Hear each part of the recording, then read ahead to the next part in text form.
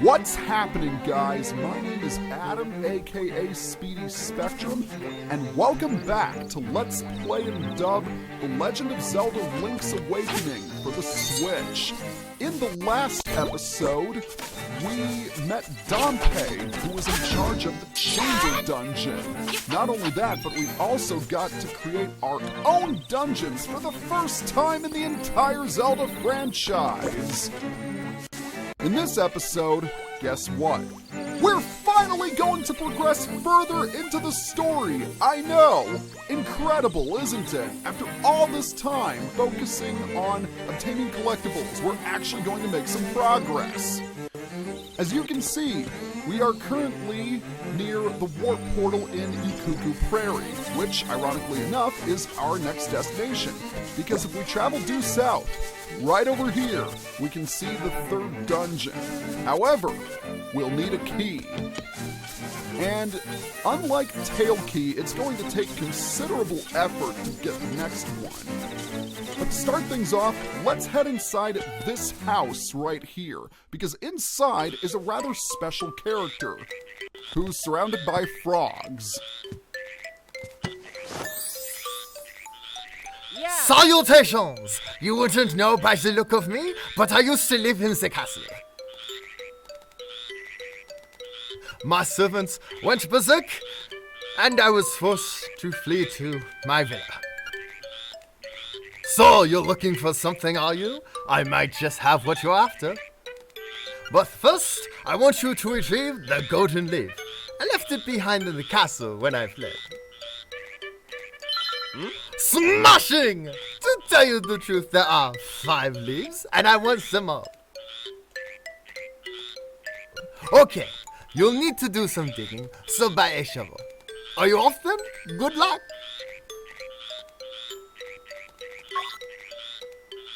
He makes a good point.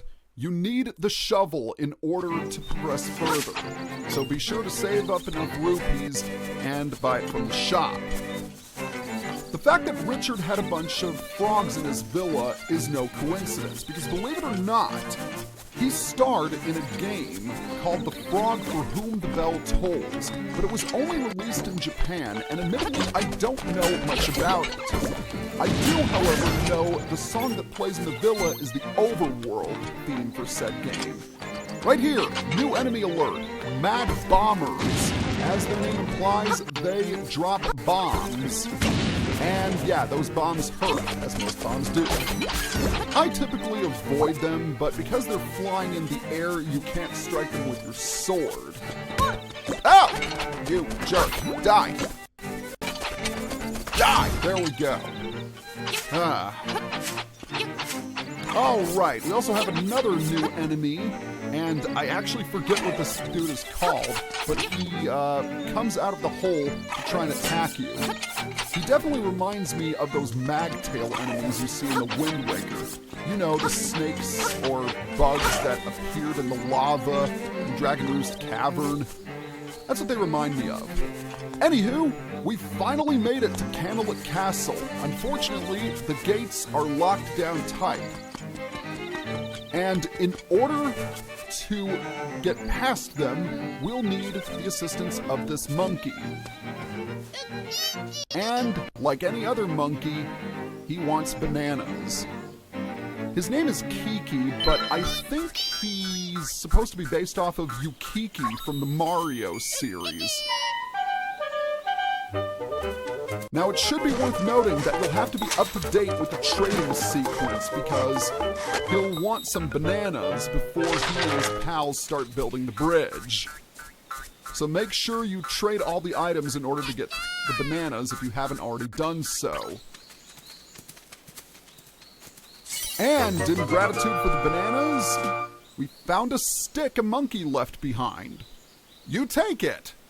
I'm sure it's quite special from any other sticks that are probably strewn across Koholint Island, but this must be a special stick, so that's why we're going to keep hold of it. Unfortunately, there's no way for us to enter the castle. That is, other than this entrance which was concealed by the bush. So let's head down where we'll find some more Goombas, which is always nice, especially considering I have half a heart missing. Oh, wow! I actually jumped on both of them while still in the air. That's pretty cool. I've never done that before. All right, we are within castle walls where we encounter a new enemy, Darknuts. Darknuts are the guards of Kanalet Castle, and they throw spears much faster than Moblins do. And just like Moblins, there are sword and shield varieties as well. I like to think that Darknuts are in the same vein as Moblins as far as this game is concerned. But first, let's go ahead and throw a rock up a tree. You can also use a bomb. We need to get rid of this crow because he has a golden leaf. The first of 5 we must obtain. You found a golden leaf and it looks really shiny. But back to what I was saying about the Darknuts. They're similar to Moblins because they're regular enemies in 2D Zelda games, and they're much more formidable in the 3D ones. Darknuts are some of the toughest enemies in Wind Waker and Twilight Princess if you've ever played those, and let's be honest, what Zelda fan hasn't? But I'm getting ahead of myself. Collect some rupees and let's encounter a new enemy. This is the Mad Bomber. He's the only one in the game. You essentially have to play a game of whack-a-mole with him. But first we might as well get rid of this Darknut because he's only going to serve to get in our way. And let's go ahead and pick up the rupees. After all, eventually we'll need the bow, and that definitely costs a pretty penny. Alright, Mad Bomber takes a grand total of 4 hits. And he is a rather quick little bugger. Now if you get too close to him, he will run away from you. So you need to be quick, and I'm not doing a very good job. I think it takes around 4 hits to destroy. There! Oh, wow! I guess I only got 3 hits off of him. Those bombs do have a pretty wide blast radius, so you'll need to be very careful. And is it me, or is this guy surprisingly resilient? Alright, there we go. Finally, he went down. And there's the second golden leaf. In order to retrieve the others, we must enter the castle. And man, does this castle look spiffy, especially compared to the classic game, because that was just a bunch of pixels layered on top of one another. But that's how all 8-bit sprites are created, let's be honest. Let's just enter the castle. Hear ye, this be Kanalet Castle. This place is not very big, and we're not going to spend much time in here. We are, however, going to encounter more Darknuts and a new enemy. Oh! Piece of power! That's what I'm talking about. Die! There we go. Man, I've taken a lot of damage, but the good news is once all enemies have been eliminated, we have our 3rd golden leaf. And somewhere in this room is, right there, the anti-fairy. Anti-fairies bounce around, but if you sprinkle magic powder on them, they will drop a fairy, which you can use to heal yourself. Now, this might be pure conjecture, but I believe this may be the only game in which Darknuts aren't inherently evil. Because, as Richard stated, his servants at the castle went berserk. Whether or not the Darknuts are his servants, I don't know, but one thing I do know is that the gates have finally opened. It sounds like the castle gate opened. You can easily leave the castle now. That's good because, as I mentioned earlier, we're not going to be spending a whole lot of time in here. This is one of the few tracks in which I actually prefer the classic version. The remake track doesn't really sound ominous at all. And when you first entered Kanalet Castle in the Game Boy game, it was like dung dung dung dung dung dung dung. It sounded really cool. Alright, the 4th golden leaf is right here, somewhere. In order to reveal it, you'll need to bomb this section of the wall because inside is a Darknut. And there we have it. Simple enough. That brings our grand total to 4 golden leaves, which means there is 1 remaining. And I know just where it is. Yes, you have it. But first we need to get to the other side of the castle, which is not difficult at all because, guess what? It's right next to us. Now, in this entrance, we have a specific puzzle that we'll want to take note of for later. This door is shut, and as you can see, there is an insignia of a pot on it. We can't press a switch because there is none. Instead, we want to throw a pot at the door and open it, which will reveal the ball and chain trooper. This guy can be rather difficult. That ball is definitely a bruiser. Typically, you'll want to jump out of the way when he throws his ball at you, and it does deal quite a bit of damage. Then when he's retracting it, that's the time to strike. Oh! That definitely was painful.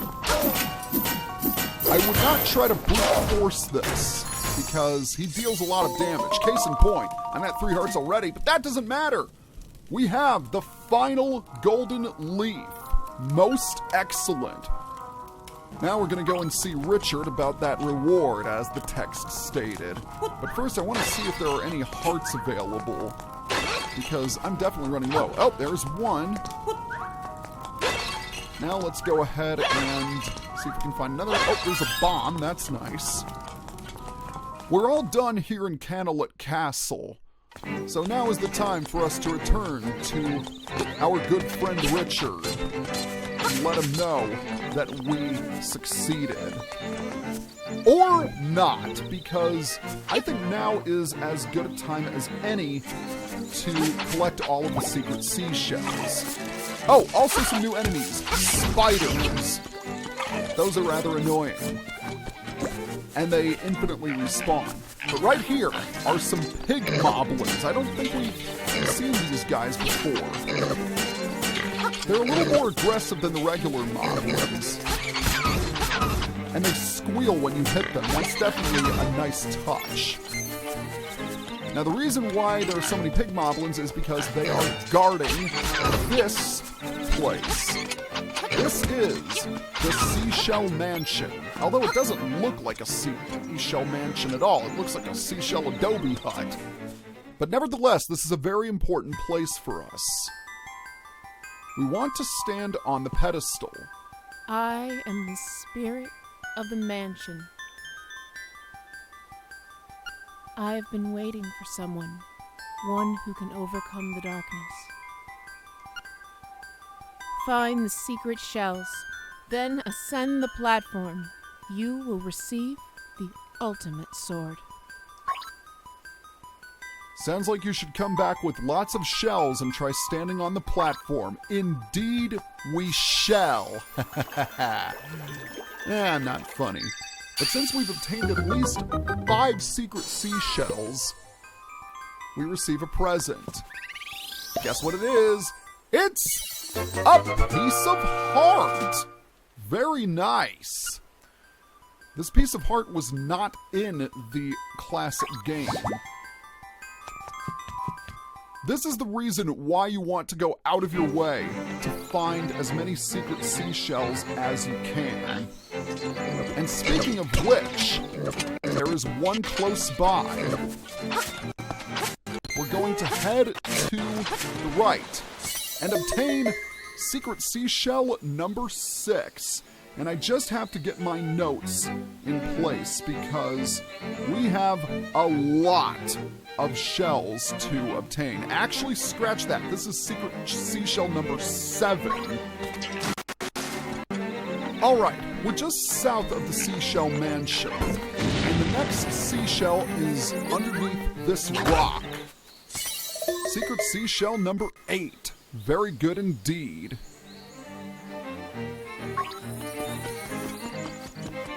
Now right here is a cave, and there are a couple of shells to be found here. And we come out topside. Whoa! Did you see that winged ock truck jump all the way down? That looked cool! That looked really, really cool, if I do say so myself. We'll want to make sure that we have the shovel out, because the secret seashell is here somewhere. Ah, there it is. Secret seashell number 10. Actually, no, this is secret seashell number 9, excuse me. I really need to start looking at my notes more closely. What does this owl statue have to say? Around here, secrets are nigh.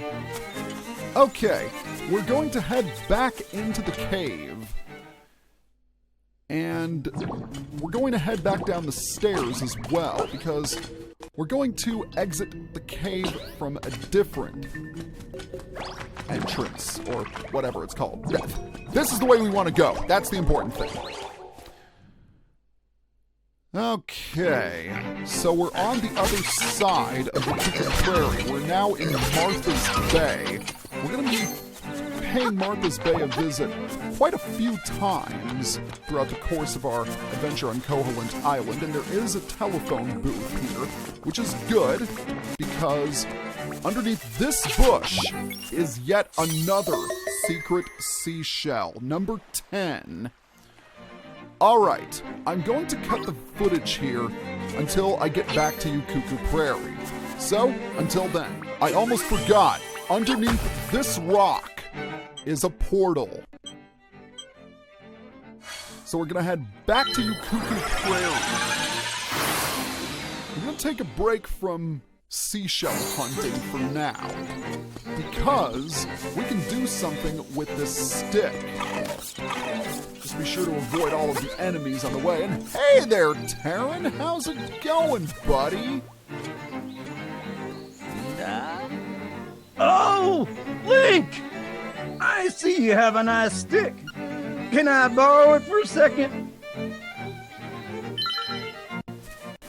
I don't think this is a good idea, buddy.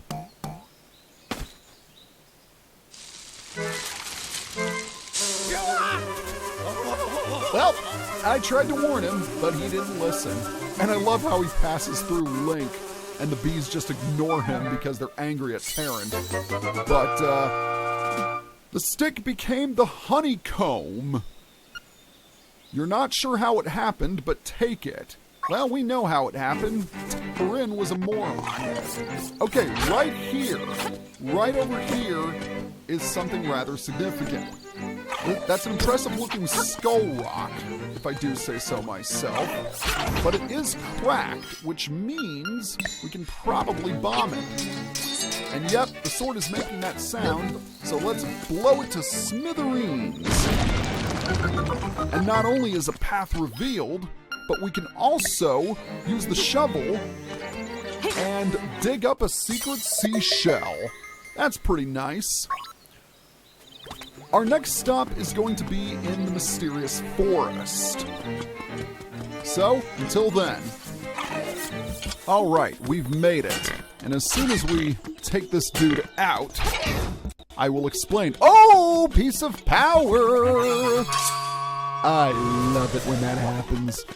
We're smack dab in the center of the mysterious forest, where all these blue flowers are. And if we dig in the center, we get yet another secret seashell. I almost said mysterious shell, but that's in the Minish Cap.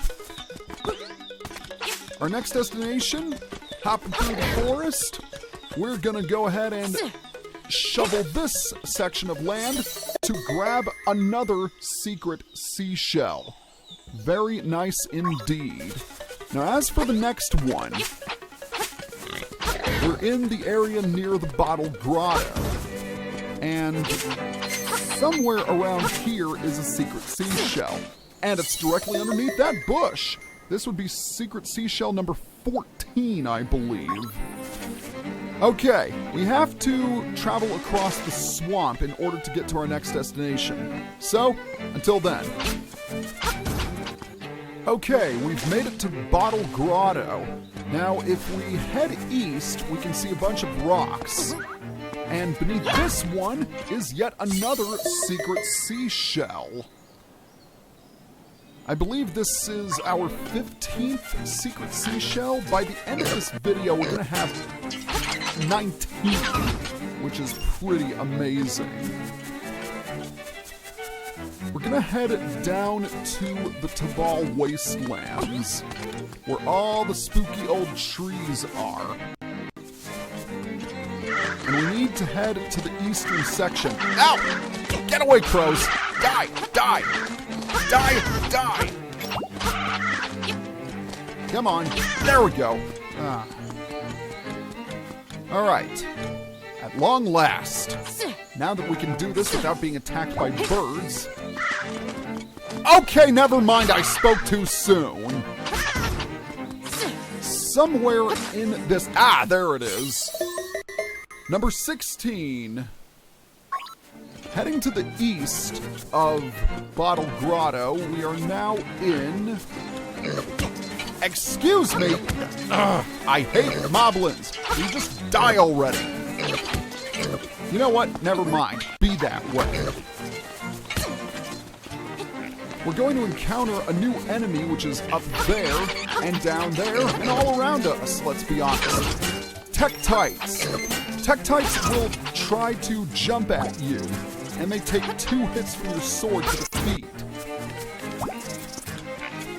This particular place is important because right over there is the 4th dungeon. And we'll need yet another key before we can go exploring there. But that's not why we're here. No, this is why we're here. First, to unlock another warp portal so we can easily access this area later on.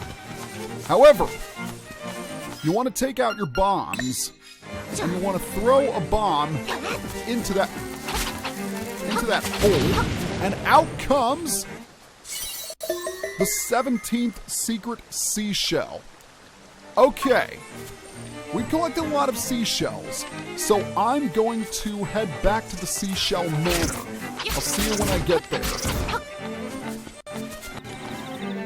Alright, I finally made it back, but I want to show something. Notice that my secret medicine is gone? It used to be right over there. That is because I did indeed die and was revived. Those mad bombers and pig moblins, I tell you. They're jerks! They really are! But I digress. Let's enter the Seashell Mansion, because once we obtain 15 secret seashells, we're going to get a rather special prize. And I'm dealing with lag. Isn't that fantastic? But when we open the box, we get something rather interesting. You got the seashell sensor. This'll let you know when there's a seashell close by.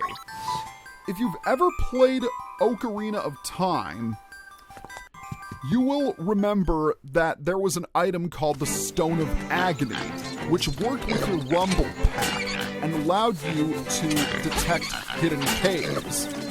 Well, the seashell sensor kind of works the same way, except instead of caves, it detects secret seashells. And that will prove especially useful in our journey. I'm really glad you only need to find 15 of them in order to obtain the sensor. Okay, the next thing I need to do is I need to head back to Dompe's shack. So, I'll see you when I get there. Alright, here we are, in the middle of Tal Tal Heights. And guess what? We're actually going to be climbing up the heights for the first time in our adventure. We'll definitely be spending a lot more time in the mountaintops later, particularly once we get to the later stages of the game, because the last 2 dungeons are in fact on the mountain range. So inside this cave right here are a bunch of geese and a hardhead beetle. And over there is a piece of heart. Okay, this rock formation could prove to be a little tricky. I need to think about this carefully because right there is a Zol. And also those torches will flare up if you get too close to them. Alright, so what I need to do is I need to jump across here and... Oh! Get hit by a stray fireball. So we're moving the rocks in this direction. And wow! I did not realize that panel was cracked. Anywho, we got a piece of heart. Number 11 in our collection. Or is it number 12? I can't remember. Well, let's take a look. Okay, it is number 11. Okay, what is with you falling down these pits, Link? We'll have to go down the stairs and then back up again, because we really don't need to spend any more time here in Telltale Heights. In fact, our next destination is in fact in Taranbo Shores, so I'll see you when I get there. I love it when I glow red from power. Anywho, we haven't been to Taranbo Shores in quite a while, not since the beginning of the game, I think. We're going to walk past all of the levers and the crabs, and first of all, we're going to grab this chest, which contains 50 rupees. Well, the more the merrier. We're gonna head down here to where this log is, and the sensor has gone off. But there's no seashell in sight. That's because it's right under here. Presto! Secret seashell number 18. And since we've obtained 18 secret seashells, I think now is as good a time as any to head back to Richard in order to return the golden leaves. See you then. Alright, at long last, we have returned with all 5 golden leaves and a bunch of secret seashells in tow. Ah, Trebian! I see you have recovered all of the leaves. Now, move this box and you will find your reward.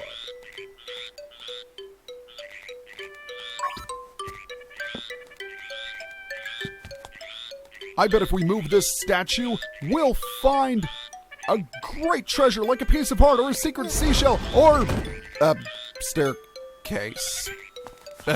Well, let's get this over with. We've got a small little cavern with some Zols inside, but we want to take a brief detour to the left because once we push this rock down the pit, we grab, yet, as indicated by the seashell sensor, another secret seashell, number 19 out of 50, I believe. Of course, I'm saying that when I can see the seashell totals right next to my screen. Oh, I'm not doing very well so far, am I? And I've recorded for about 37 minutes total. Alright. In here, or out here, is the pothole field. And as you can see, several of the bushes conceal holes. And we're going to need to navigate this little maze. But it's not that hard, because you need to be constantly moving up. And we can use the rock sputter to our advantage here, by constantly moving up and uncovering more holes. Oh, that didn't end well. Let's try that again. Alright, let's try it one more time. Yeah, this is kind of a tough jump to make, but if you're having difficulty with it, like I am apparently, you might want to consider waiting until we get the dungeon item from the 3rd cave. There we go! Finally made it! And guess what? That was our 12th piece of heart, which means we have another heart container. That's good. And there we have it. Oh! Man, out of the frying pan and into the fire. How many pits have we fallen down thus far, I wonder? Knowing my luck, someone's probably keeping count. But right here, this owl statue is what we want to pay attention to. Because when we read it, in soil sleep secrets beneath your souls. This is why you need the shovel, because underneath our feet is a patch of dirt. And in the patch of dirt, guess what? You got the slime key! Now you can open the gate in Ukuku Prairie. So before we end the video, we're going to head back the way we came, which is going to be... I did say it was going to be much easier, but now I immediately regret the fact. Yeah, this pothole field has always been a little annoying, but it's not too bad. And it should also be considered that potholes will never be underneath blades of grass. They're only hiding underneath bushes. Okay. Why did I just exit when I just re-entered? Ugh.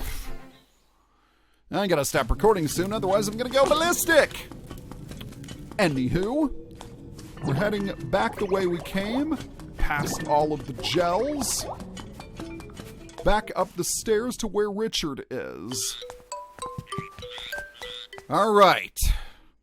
The last thing we're going to do in this video is unlock the keyhole. So right over here is the slime keyhole. And once we unlock it, just like Tail Cave, the whole island shakes for only 2 bars. There we go! Next time on Let's Play and Dub, The Legend of Zelda Link's Awakening, we're going to be exploring the 3rd dungeon. See you guys next time.